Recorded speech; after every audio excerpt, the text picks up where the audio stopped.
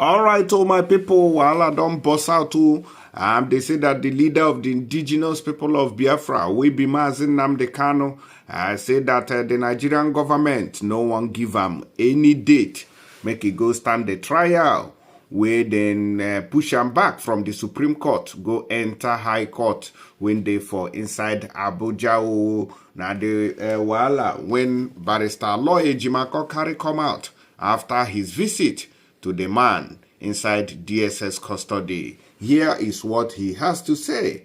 He said Nnamdi Kanu is now a victim of false imprisonment as Nigerian government denies him date for trial. Now the Barrister Lawyer Jimako now him come out come they tell us this thing after he visited him inside the DSS dungeon when they for Abuja, the Federal Capital Territory of Nigeria. May we go into details quickly and as the hot, so this man will be say inside this video when I go play for na PDP member or na MBD organizing or pata for the 2023 presidential election. The right hand man to Atiku. They say as I they talk to you now, say the man don't go meet Tinubu inside Hasorok. He won't go collect his own share for APC. As he dey be, so he be like say the man don't dump PDP, enter APC. Ebony may happen. Enter APC, and all your sins will be forgiven. Be like say the man hunger, don't beat him. He say no. If I continue to dey wait for this party, we never get any relevance. We be PDP. Hunger, fee wire me, buy me. And so it take wrong. Go enter APC, meet Tinubu inside that sort of. We'll go see what thing they do. Nnamdi Kanu for DSS custody. Barrister Lawyer Jimako, the special counsel for the detained leader of the indigenous people of Biafra, Nnamdi Kanu, has accused the Nigerian government of deliberately denying his client the opportunity to clear his name. The lawyer said this in a short statement he made on Twitter on Thursday after the visit of the legal team to the IPOB leader in the custody of the Department of State Services, DSS, noting that Kanu had been reduced to a victim of false imprisonment by the Nigerian government over the non-fixing of a date for his trial. Sequel to the legal team's meeting with MNK today, it needs to be stated that without any date set for his trial, he remains a victim of false imprisonment by the Nigerian state. Ejimako wrote, the new game is that he's been denied a trial that will accord him the avenue to clear his name, he added. Una go remember say, Nnamdi Kanu's case don't pass through many hurdles, can't reach the Supreme Court, will be the final Okucho Court in Nigeria. If Supreme Court decides on your matter, it should be the final. But don't forget that before the case got to the Supreme Court or even the High Court, the Appeal Court had already discharged and acquitted Nnamdi Kanu. But as the case may be, because it is Nigeria, they are not satisfied. They find way where they go take rope the man. They don't do, sorty, the thing no work. And so they take carry the matter. Enter Supreme Court. Supreme Court now will be the end and the last bus stop. Come reverse the case. Go give them to the junior court again. It be like saying only for Nigeria now they hear this kind of matter. Say Supreme Court will be the Okucho Ogo. He still push case. Go give the junior court. Is he not a shame? 12. During his meeting with Kanu on Monday, Ejimako urged that the delay in his client's case was uncommon and intolerable, and that the Supreme Court should take immediate action to send his file to the Federal High Court. He said any prolongation of taking these steps becomes legally injurious to Kanu as he continues to be detained without any immediate prospect of trial and exoneration. Recall that the Supreme Court ruled on December 15, 2023 that Kanu's trial on the charges leveled against him should continue. Kanu is being detained by the Nigerian government for alleged treasonable felony and terrorism. However, the IPOB leader was discharged and acquitted of all the charges against him by the Appeal Court in October 2022. The court also ordered his immediate and unconditional release from detention. However, the authorities have yet to release the separatist leader. In July 2023, shortly after President Bola Tinubu's inauguration, Barrister Aloy Ejimakor asked him to fulfill his campaign promise by releasing his principal and negotiate with agitators in the southeast Nigeria if elected as president. Now, waiting in talk, and I be that one after they don't meet Mazi Nnamdi Kanu inside DSS custody. Nigeria government no even want bring date. They don't even want bring date now. So Mazi Nnamdi Kanu just stay there for nothing.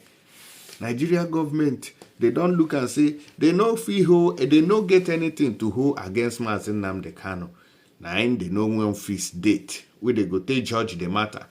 Since una say for Supreme Court una no one discharge and acquit the man, una carry and enter High Court. Okay, bring date now, make them judge the matter. Nigeria government no get date to judge this matter. How won't they do them now? How won't they force Nigeria now, make them get date where they go take try this case? What the quebu? I gonna hear from people who where they defect from PDP enter APC. Atiku go here when this time. Okay, I honor the invitation of His Excellency President Bola Tinubu, who is a father to the nation, who God has given the opportunity to lead the country at this difficult time. And so I came to celebrate and congratulate him, and then to also give him our commitment that as citizens of the country, this is a time for all of us to throw our weight behind and support the administration. I gave an illustration of an aircraft that has taken off. The aircraft is a country. The passengers are the citizens. The pilot is Mr. President. His co-pilot is Excellency the Vice President. The cabin officials might be the ministers or other agents of the Federation. You may not like the takeoff of the airplane. You may have even your perspective about the way the pilot is, walking towards the turbulence, above the sea level. But one fact that must bind all of us is that the plane needs to land so all of us can be alive. When it lands, you can also say you don't like the way it lands.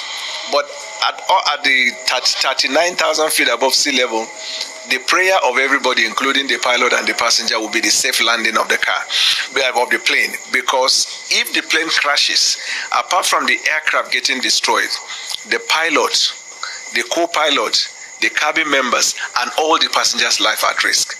So at this difficult time, what we need is to throw our support and then see how we're able to navigate around, because there are difficult things in this country, the hardship, poverty, insecurity, and the only way we can come together and support the achievement of this objective, I think, is for us to give our best in supporting the administration. So I came to congratulate him and then to tell him that I'm particularly excited about the recent policy decision he has taken to demonstrate that he's about the people and not just protecting his people. He took decisions against certain ministers who allegedly were, said to have committed infraction. The marked difference between him and the previous administration is that the previous administration may want to cover in order to avoid the backlash that the government is corrupt. But he is not about that. If this thing will touch on the poorest of the poor, humanitarian, that's the focus. And anybody who is caught wanting should not be covered. I told Mr. President I was thrilled by that decision. Yesterday again, he surprised us by the policy decision he has made to reduce the cost of governance. So it is like the unfolding. The most important thing in my communication with him was to look at his demeanor as he was talking to me about his passion for the country and the intention, to make sure that he leads a country with integrity. And you can have opinion from outside. When you sit from across table and you hear him, you can see what I've been taught as a lawyer is you not just know the law, you must know the demeanor of the judge. This informs your capacity to advocate. And that's what I did today. I was looking at the demeanor. I could see the passion and the conviction to lead. And that to me is exciting. It's not about party. This is about the country. Well, I'm here as a private citizen. and who must be bound by the conviction we have towards our country and the need for us to push the country to a better place that we all desire. So I'm not here in the capacity of, first of all, I'm not even a leader in the PDP. I'm a private citizen. But you must also admit that I have had my history with Mr. President. When I was in APC, before the primaries, I was practically his key spokesman as at the time, and I supported his cause because I believed in him. And so I use this opportunity today to even touch on some of those past. And I'm very happy that instead of the president getting actually offended, he gave me some life lesson, about the fact that in life, if you are going to be offended because people took decisions that didn't favor you, you would never be helpful to anybody in life, or you can never relate with people. And so that largeness of the heart to me is encouraging. And I am also here to say I am supporting President Bola Ahmed Tinubu in achieving the objective of the problems we are in the country. I don't think that at this time of hunger and problems in the country, somebody should be here talking about party. And as per defection, God knows tomorrow. But I am fully committed to supporting the cause of President Bola Ahmed Tinubu. That has to be made clear. All right, I don't hear the party traders from one party to another.